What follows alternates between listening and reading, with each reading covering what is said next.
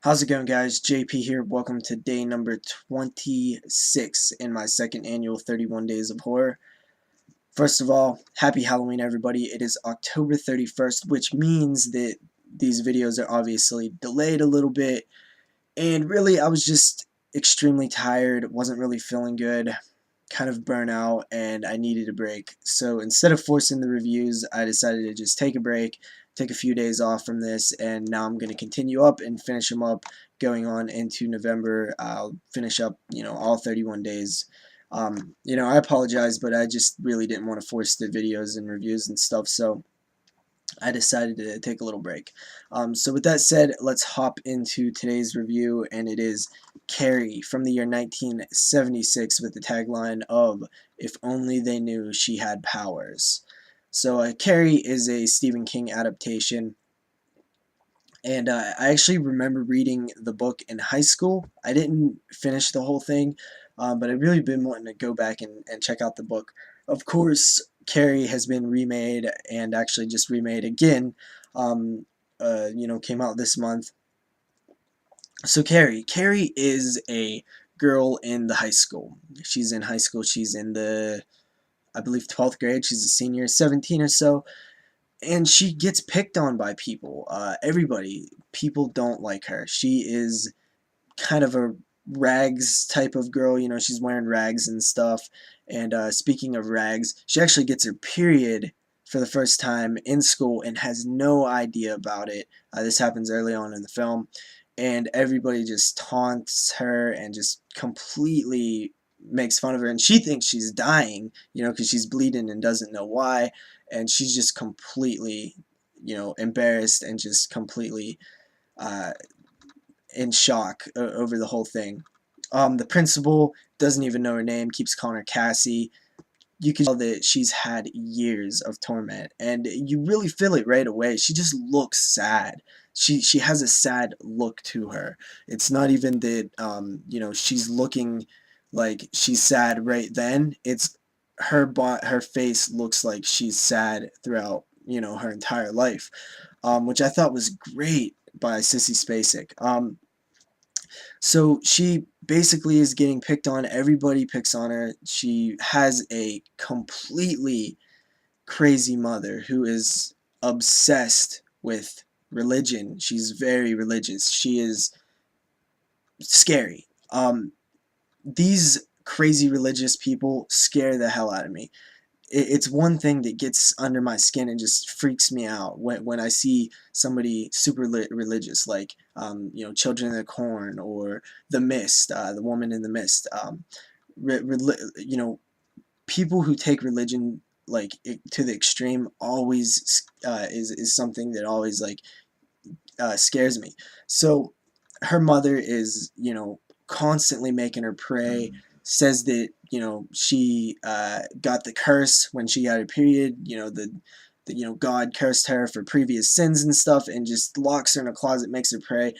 Mother is very mentally abusive, and probably physically she drags her around and stuff. Carrie is just a shell of a person. She is so just throughout years of dealing with everything. You can just see it in her that she's just barely holding on to anything in life. So yeah, she eventually realizes that she developed telekinetic powers, which is interesting. It makes this movie kind of unique. Of course, we've seen all this stuff now, but this was kind of new at the time, and she gets invited to prom by one of the popularest boys, one of the most popular boys in school, and at first she is reluctant to say yes. She thinks something's up with it, it's fishy. She eventually decides to tell him yes, and she's just, taken up so high in the clouds, just so happy about it. Once she thinks that it's, actually happening, and then she comes to the realization that, wow, I'm really going to prom with this guy, and he's so amazing, and I'm proud of the way that I'm looking. I think that I'm finally fitting in for once, and her mother does not want her to go. She goes anyway, and I'll pretty much leave it off at that. I'm pretty sure everybody knows what happens in Carrie. It's so iconic, but I'll just leave it off like that. Anyway, I was surprised in this one. You know, I've seen it before. It's been a few years though. I really do like Carrie though. Um, that there's a point where she learns that she has telekinetic powers, and they really don't go into it too much. And for some reason in my memory, I just remembered them, you know, probably from other movies that I've seen, like The Craft and stuff, where they, you know, start using the powers. I was expecting Carrie to use the powers and it really like show them off, but that does not happen in this one. It's kind of just happens, and it moves on. It doesn't focus on it too much, so it was kind of surprising seeing that again. Um, Also, we have William Catt, who is the boy that takes her out. He is plays forget his name, but he's in the House films, which is cool. You got John Travolta, which plays a real douchebag character in this one. You have PJ Souls, um, Sissy Spacek obviously is Carrie. Great casted, great. The dance, the prom, it looks so awesome. It has this really cool look to it, and I think that the set design was, you know, great. Um, and it's just overall a very well told story, and you really do feel for the Carrie character. This is one of the most like tragic type of movies I've seen, you know, like with Pet Cemetery. It's just a kind of a depressing film too. I didn't remember how much you felt for the Carrie character.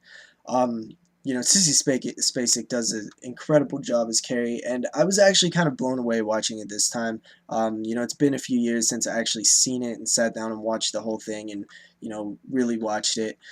Um, so I'm so glad to finally, you know, watch the Blu-ray, and you know, this is just a fantastic movie. It's so well done, and there is a weird scene to me. I don't know what it is about the scene, but it comes off very weird. A few of the girls get into trouble and have to stay after class for detention, where their gym teacher, who's pretty pissed off at the way they've been treating Carrie, makes them do a bunch of exercises, and it has this weird like 70s music, like exercise montage that it's just a weird scene to me. I don't know. It just has a like weird vibe to it. Um, but yeah, so Carrie, this review is going on pretty long. I really got into the story more than I thought I would, since it's a pretty simple story. But 8.5 out of 10. Carrie is very solid. Check it out if you never have, and I'll see you guys tomorrow with another review. Peace.